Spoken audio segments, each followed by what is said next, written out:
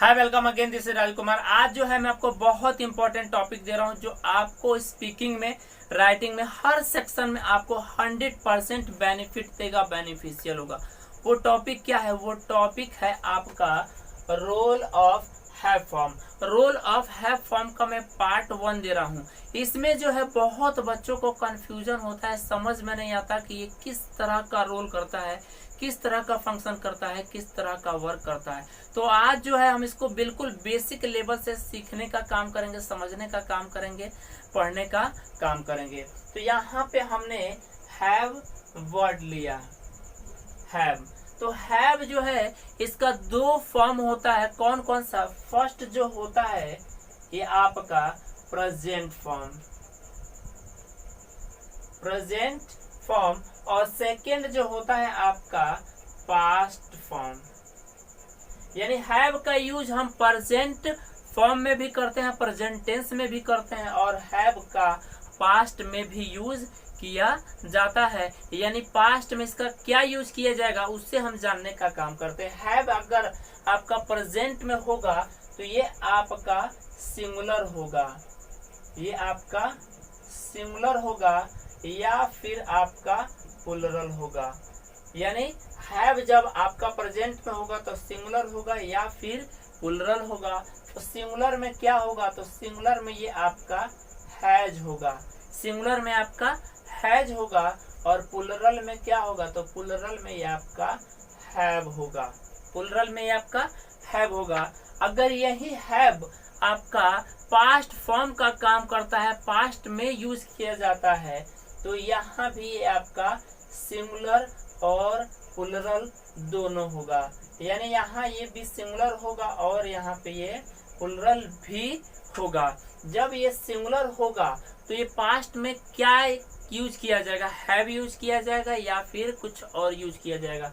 तो यहाँ पे आपको ध्यान रखना है, यहाँ पे जब यूज किया जाएगा तो हैव नहीं हैड यूज किया जाएगा, और प्लुरल में ये ही आपका फिर हैड ही यूज किया जाएगा। यानी पास्ट में आपको कोई दिक्कत नहीं होनी चाहिए, क्योंकि पास्ट में आपका सिंगुलर के साथ आप हैड का यूज करें और प्लुरल के साथ भी हैड का यूज कर सकते हैं। ये वीडियो जो मैं आपको दे रहा हूँ ये पार्ट 1 में सिर्फ मैं प्रेजेंट के बारे में आपको दे रहा हूँ। इसके बाद मैं आपको पास्ट के बारे में भी वीडियो दूंगा, समझाने का वहाँ पे काम करूंगा, बताने का काम करूंगा कि यहाँ इसके साथ किस तरह की पॉसिबिलिटी होती है, किस तरह की पॉसिबिलिटी बनती है। हर चीज को हम समझने का काम करेंगे। अब यहाँ पे हम रोल ऑफ हैव फॉर्म को पढ़ने का काम करते हैं, समझने का काम करते हैं।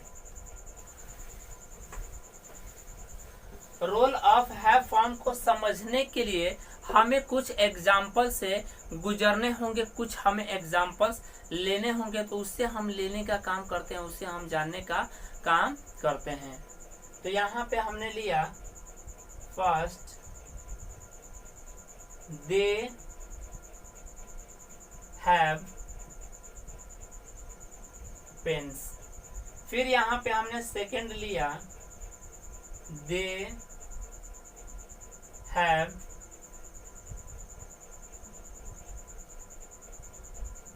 Broken pens. अब यहाँ पे इस सेंटेंस को आप ध्यान से देखें, ध्यान से पढ़ने का काम करें और इसमें पहचानने का काम करें कि यहाँ पे जो हैव है वो कहाँ, कौन से सेंटेंस में main verb as a main verb use किया गया और कौन से सेंटेंस में as a auxiliary verb use किया गया है। तो यहाँ पे आप देखेंगे फर्स्ट में आपका सब्जेक्ट और सेकंड में सब्जेक्ट आपका सेम है, और उसके बाद में यहाँ भी वर्ब आपका हैव दिया गया है, और यहाँ पे सेकंड वाले में भी आपको हैव दिया गया है। तो ये जो फर्स्ट वाले सेंटेंस में हैव जो है ये आपका ऑक्सिलरी वर्ब है या फिर मेन वर्ब है। तो यहाँ पे जो हैव यूज किया गया है ये आपका as a main verb use किया गया है, और यहाँ पे सेकंड वाले सेंटेंस में जो हैव यूज किया गया है वो आपका ऑक्सिलरी वर्ब के रूप में यूज किया गया है, एज ऑक्सिलरी वर्ब यूज किया गया है। तो अब यहाँ पे हम समझने का काम करते हैं कि किस तरह का रोल करता है, इसको समझने का काम करेंगे, पढ़ने का काम करेंगे। यानी कब ये ऑक्सिलरी वर्ब का काम करेगा और कब ये मेन वर्ब का काम करेगा। इसे हम सीखने का काम करेंगे, इसे हम समझने का काम करेंगे। इसके साथ कितनी पॉसिबिलिटीज होती हैं, कितनी पॉसिबिलिटीज हमारी बन सकती हैं और किस कौन कौन सी इसके स्ट्रक्चर होते हैं, ये सब चीज को हम जानने का काम करेंगे, सीखने का हम काम करेंगे।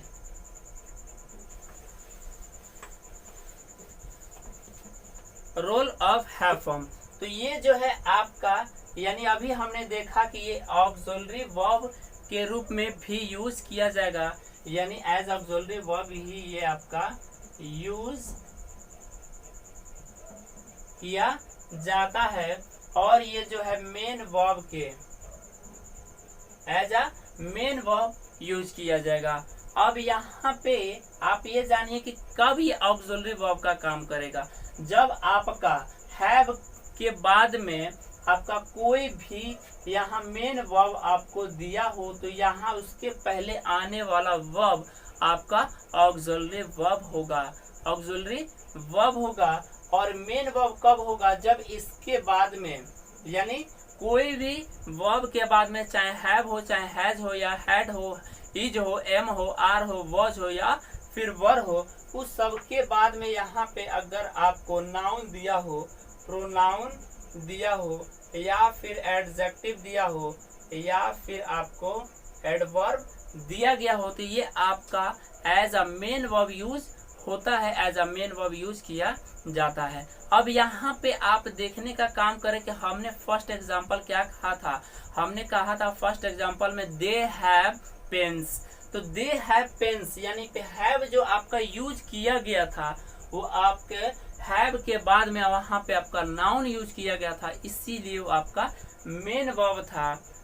और यहाँ पे सेकेंड वाले सेंटेंस में आपका हैव के बाद में आपका मेन वर्ब यूज किया गया था, तो यहाँ पे जब आपका मेन वर्ब यूज किया जाएगा तो उसके पहले आने वाला is, am, are, was, were, have, has, do, does, ये सारे के सारे आपके ऑक्सिलरी वर्ब होंगे।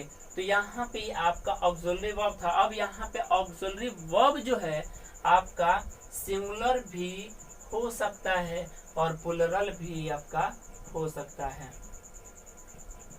ऑक्सिलरी वर्ब आपका सिंगुलर भी हो सकता है और प्लूरल भी आपका हो सकता है। जब सिंगुलर होगा तो ये क्या होगा, सिंगुलर में क्या इसे यूज करेंगे, तो सिंगुलर में यहाँ पे हम हैज यूज करेंगे, हैज यूज किया जाता है। और प्लूरल में क्या यूज किया जाएगा, तो प्लूरल में आपका यहाँ पे हैव यूज किया जाएगा। अब यहाँ पे हम हैज किसके साथ यूज करेंगे और हैव किसके साथ यूज किया जाएगा, तो यहाँ पे हैज जो यूज किया जाएगा तो ही के साथ, सी के साथ, इट के साथ, एनी सिंगुलर नाउन के साथ या फिर नेम के साथ, जैसे राम, यहाँ पे श्याम, इन सब के साथ में आपका हैज यूज किया जाएगा। और हैव किसके साथ यूज किया जाएगा, तो हैव जो आपका यूज किया जाएगा आई के साथ, वी के साथ, यू के साथ, दे के साथ, या फिर कोई प्लूरल नाउन हो या फिर प्लूरल नेम हो, जैसे राम एंड श्याम। तो अगर ये आपको कौन से चार वर्ड दिए गए हैं, आई, वी, यू, दे, या फिर एनी प्लूरल नाउन या नेम दिए गए हो, तो उसके साथ आजीवन आप हैव का यूज करेंगे, प्लूरल वर्ब का यूज किया जाएगा। अब यहाँ पे मेन वर्ब भी है, तो मेन वर्ब भी आपका सिंगुलर भी हो सकता है और प्लूरल भी हो सकता है। मेन वर्ब आपका सिंगुलर भी हो सकता है और प्लूरल भी आपका हो सकता है। जब ये सिंगुलर होगा तो सिंगुलर में क्या यूज किया जाएगा, तो सिंगुलर में आपका हैज यूज किया जाएगा और प्लूरल में जो है आपका हैव यूज किया जाएगा। अब यहाँ पे हम हैज किसके साथ यूज करें, क्या सब्जेक्ट होगा, जो सब्जेक्ट आपने ऑक्सिलरी वर्ब के साथ यूज किया था वही सब्जेक्ट आप मेन वर्ब में आप सब्जेक्ट यूज करेंगे, यूज किया जाता है। जैसे ही, सी, इट, एनी सिंगुलर नाउन या फिर नेम। हैव किसके साथ यूज किया जाएगा? आई, वी, यू, दे के साथ आपका हैव का यूज किया जाएगा। अब यहाँ पे हम इसके पॉसिबिलिटी जानने का काम करते हैं। हैव और एंड हैज के साथ कितनी तरह की पॉसिबिलिटीज हो सकती हैं, कितनी तरह की पॉसिबिलिटीज यहाँ पे होती हैं, उस सब को जानने का काम करते हैं, समझने का हम काम करते हैं।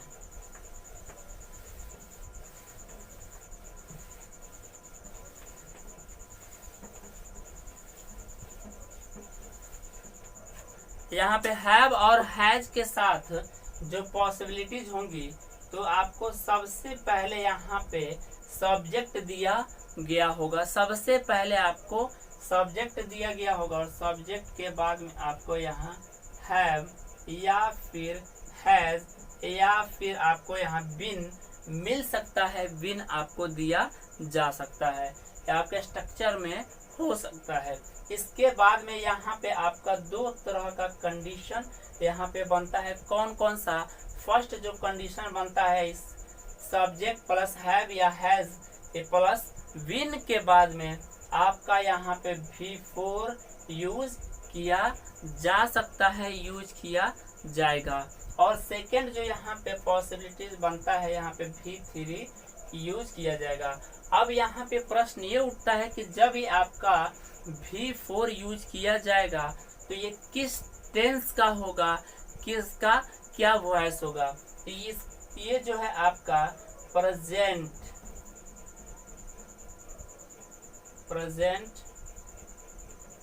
परफेक्ट कॉन्टिन्यूअस टेंस का होगा, यानी प्रेजेंट परफेक्ट कॉन्टिन्यूअस टेंस का होगा। और इसका वॉइस क्या होगा? तो इसका वॉइस जो है आपका, ये आपका एक्टिव वॉइस में होगा, एक्टिव वॉइस में होगा। अब यहाँ पे जब V3 में यूज किया जाएगा तो इसका वॉइस क्या होगा, किस टेंस का होगा? तो ये जो आपका होगा present perfect tense, present perfect tense होगा। जब ये प्रेजेंट परफेक्ट टेंस होगा तो इसका वॉइस क्या होगा? एक्टिव होगा या फिर पैसिव होगा? तो इसका जो यहाँ पे वॉइस आपका होगा वो आपका पैसिव होगा। इसका वॉइस जो होगा आपका पैसिव वॉइस होगा। अब यहाँ पे आपको ध्यान रखना है कि सब्जेक्ट यहाँ पे क्या होगा। तो यहाँ पे जो सब्जेक्ट होगा आपका डूअर होगा। फर्स्ट में आपका सब्जेक्ट यहाँ पे डूअर होगा और सेकंड में आपका जो सब्जेक्ट है ये आपका नॉन डूअर होगा, नॉन डूअर होगा। अब यहाँ पे जो हमने आपको स्ट्रक्चर दिया है उसे हम एग्जाम्पल से जानने का काम करते हैं, एग्जाम्पल से हम समझने का काम करते हैं ताकि हमारे कॉन्सेप्ट में क्लियरिटी आए। जो हमने सीखा है उसे हम बेहतर तरीके से समझ पाएं। तो फर्स्ट हम जानने का काम करते हैं। I have been writing. I have been writing for 2 hours, यानी I have been writing for 2 hours. She has been playing for 2 hours. It has been raining since morning. अब यहाँ पे हमने आपको फर्स्ट वाले का एग्जाम्पल दिया। अब यहाँ पे हम सेकंड वाले को एग्जाम्पल को जानने का काम करते हैं, समझने का काम करते हैं। A letter has been written by you. A letter has been written by you. A mango has been eaten by him. A mango has been eaten by him. अब यहाँ पे हमने आपको कॉन्सेप्ट के साथ साथ आपको एग्जाम्पल भी समझाया। अब यहाँ पे हम दूसरे कॉन्सेप्ट को समझने का काम करते हैं, जानने का काम करते हैं।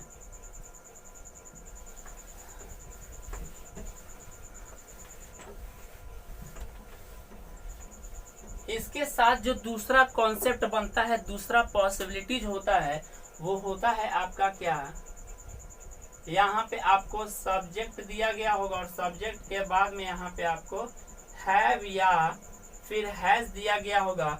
उसके बाद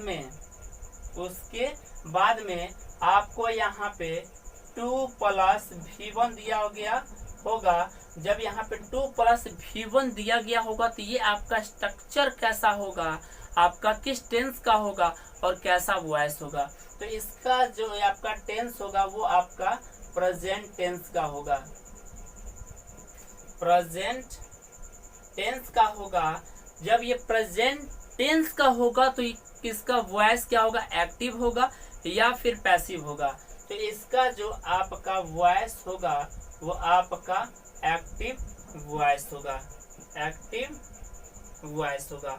अब यहाँ पे इसके साथ जो सेकंड पॉसिबिलिटीज बनती है, किसके साथ, सब्जेक्ट प्लस हैव या हैज के साथ में सेकंड पॉसिबिलिटी जो बनती है, इसके साथ आप नाउन, प्रोनाउन या फिर आप एडजेक्टिव या फिर आप एडवर्ब यूज कर सकते हैं, यूज किया जाता है।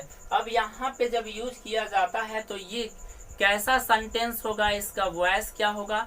तो यहाँ पे आपको ध्यान रखना है, ये जब यूज किया जाएगा सब्जेक्ट प्लस हैव या हैज प्लस नाउन, प्रोनाउन या एडजेक्टिव जब यूज किया जाएगा तो इसका जो ये जो है आपका नॉर्मल सेंटेंस होगा, नॉर्मल सेंटेंस होगा। जब ये नॉर्मल सेंटेंस होगा तो इसका पैसिव नहीं बनाया जाएगा, इसका पैसिव नहीं बनाया जाएगा, यानी नो पैसिव, नो पैसिव। अब यहाँ पे इसके साथ जो थर्ड हमारी कंडीशन बनती है वो क्या कंडीशन बनती है, तो यहाँ पे जो थर्ड कंडीशन बनता है तो यहाँ पे इसके साथ 2 + B + V3 यूज किया जा सकता है, यूज किया जाएगा। जब यहाँ पे V3 यूज किया जाएगा तो इस किस टेंस का होगा और वॉइस क्या होगा। तो इसका जो आपका टेंस होगा वो आपका यहाँ पे प्रेजेंट होगा, प्रेजेंट टेंस होगा। जब ये आपका प्रेजेंट टेंस होगा तो इसका वॉइस क्या होगा, तो इसका वॉइस जो है आपका पैसिव वॉइस होगा, पैसिव वॉइस होगा। जब ये पैसिव वॉइस होगा तो यहाँ पे अब इसको हम जानने का काम करते हैं कि सब्जेक्ट क्या होगा, डूअर होगा या फिर नॉन डूअर होगा। अगर नॉन डूअर होगा तो वो कौन से स्ट्रक्चर के साथ होगा, किस स्ट्रक्चर के साथ होगा। अगर डूअर होगा तो वो किस स्ट्रक्चर के साथ होगा, उसे हम जानने का काम करते हैं। तो ये जो आपका सब्जेक्ट है फर्स्ट वाला, यानी सब्जेक्ट प्लस हैव या हैज प्लस 2 + V1 जो दिया गया होगा वो आपका डूअर होगा, वो सब्जेक्ट आपका डूअर होगा, यानी वो सेंटेंस में कुछ ना कुछ वर्क कर रहा होगा, कुछ ना वो कुछ वर्क कर रहा होगा। अब यहाँ पे जो आपका ये सेकेंड वाला सेंटेंस है, यानी सब्जेक्ट प्लस हैव या हैज प्लस 2 + B + V3 जो आपका स्ट्रक्चर है, यहाँ पे आपका सब्जेक्ट इसमें नॉन डूअर होगा, डूअर नहीं होगा, नॉन डूअर होगा। अब यहाँ पे क्या, इसी का आपका ये पैसिव का स्ट्रक्चर है, यानी ये आपका एक्टिव होगा, ये आपका पैसिव होगा। अब यहाँ पे हमने जो आपको कहा है उसे हम एग्जाम्पल से समझने का काम करते हैं ताकि हम इसे बेहतर तरीके से सीख पाएं। अगर हम किसी चीज़ को एक बार पढ़ ले तो फिर हमें दोबारा पढ़ने की ज़रूरत ना पड़े, दोबारा पढ़ने की आवश्यकता ना पड़े। जैसे हमने एग्जाम्पल लिया, I have to consult a doctor. अब यहाँ पे हमने जो एग्जाम्पल लिया है ये फर्स्ट वाले के लिए लिया है, फर्स्ट वाले स्ट्रक्चर के लिए लिया है कि जैसे सब्जेक्ट के प्लेस पे आई और हैव, उसके बाद में हमने कहा टू, उसके बाद में V1, तो कंसल्ट आपका V1 है, उसके बाद में आपका अदर वर्ड है। अब इसी का आपका पैसिव क्या हो जाएगा, तो इसी का आपका पैसिव हो जाएगा डॉक्टर, आपका पैसिव हो जाएगा और डॉक्टर हैज टू बी, और doctor has to be consulted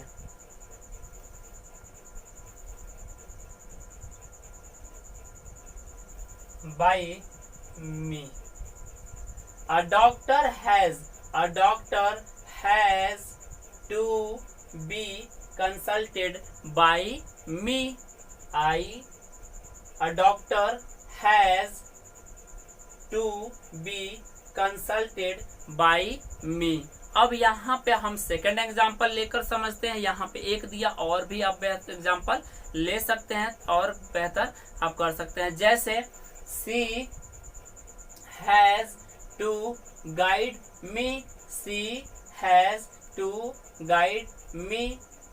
I have to be guided by her.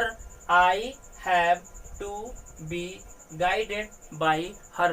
बोलो समझ पा रहे हो कि नहीं? मैं बिल्कुल आपको बेसिक से समझाने का काम कर रहा हूँ, बेसिक से बताने का काम कर रहा हूँ। यानी हैव और हैज के साथ जितनी भी पॉसिबिलिटीज है मैं वो सब आपको करके दिखा रहा हूँ, एग्जाम्पल के साथ आपको समझाने का काम कर रहा हूँ। अब यहाँ पे हमारा कौन सा स्ट्रक्चर बच गया? यहाँ पे हमारा ये सेकंड वाला स्ट्रक्चर बच गया है, इसे भी हम जानने का काम करते हैं, इसको भी हम एग्जाम्पल लेकर समझने का काम करते हैं। I have a car, I have a car, you have a car, she has a doll, he has a pen, he has a pen. बोलो आप समझ पा रहे हो कि नहीं? हमने क्या किया, हमने आपको हर स्ट्रक्चर पे आपको 2-3 एग्जाम्पल करके दिखाया है, 2-3 एग्जाम्पल हमने बताने का प्रयास किया है। आप ये मत देखिए कि हमने आपको सिर्फ 2-3 एग्जाम्पल करके दिखाया, लेकिन हमने आपको वो स्ट्रक्चर दिया है जिससे आप ऐसे बहुत सारे एग्जाम्पल्स आप खुद बना सकते हैं, खुद आप तैयार कर सकते हैं।